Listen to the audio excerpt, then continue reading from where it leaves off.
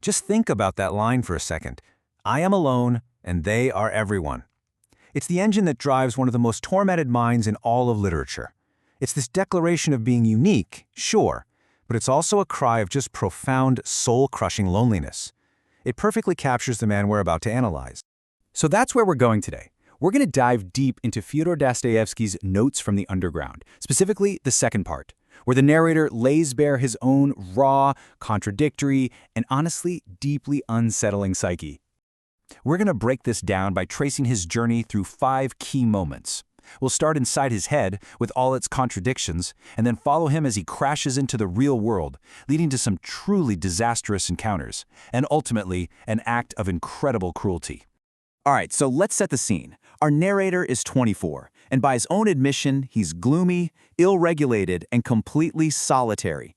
He's a low-level government clerk in St. Petersburg, but his real life, the one that matters, is all lived inside his head, in a place he calls his underground.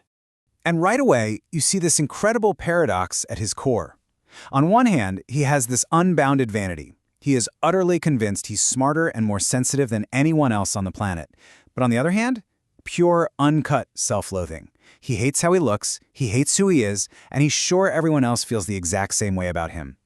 Now, this massive internal conflict, well, it doesn't just stay in his head, oh no, it spills out into reality in some really bizarre, obsessive ways. And it all starts with this multi-year fixation he develops on an officer who probably didn't even know he existed. It all kicks off in a tavern.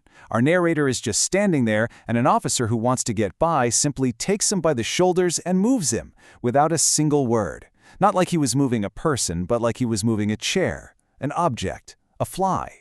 And this is so key to understanding him.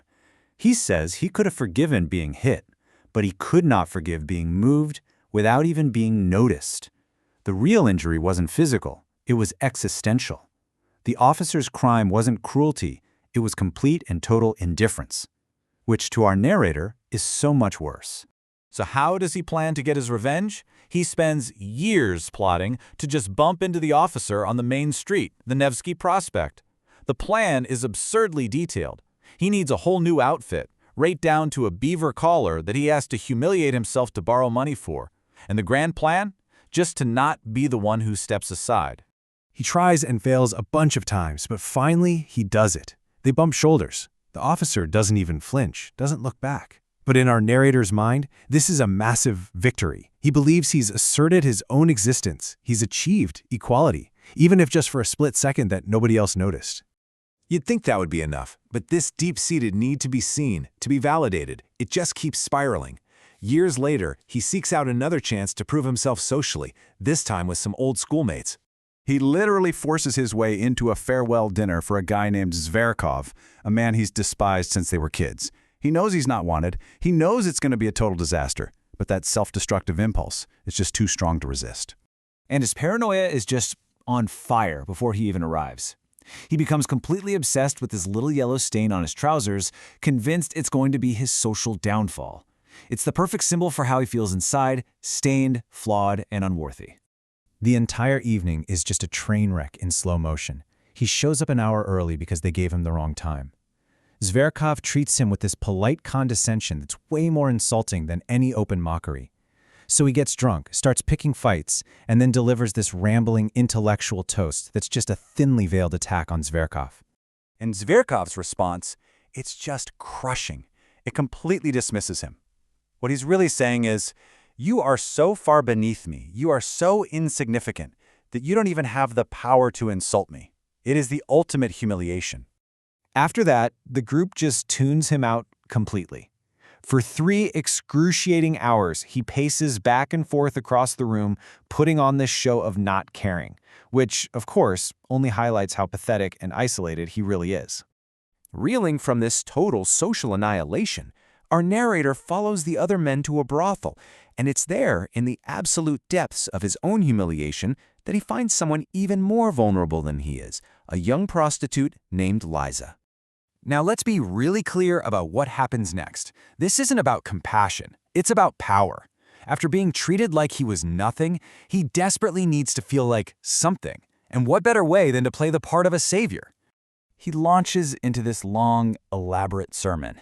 He paints these romantic, literary pictures for Liza, of a happy family life, of true love, and then he contrasts it with the horrible future he says awaits her: debt, disease, a lonely death.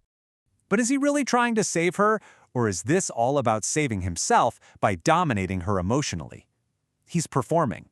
He needs her to see him as this profound, heroic figure. He needs her tears to validate his own sense of importance. And then Liza, with just a simple, devastatingly honest observation, shatters his entire performance. She says he speaks like a book. She sees right through him, she exposes the artificiality of it all, and in that one instant, the power dynamic completely flips. He's the one who's been exposed. So when you put all these episodes together, you get a very clear portrait of the underground mind. But what's really driving this endless cycle of self-destruction and cruelty?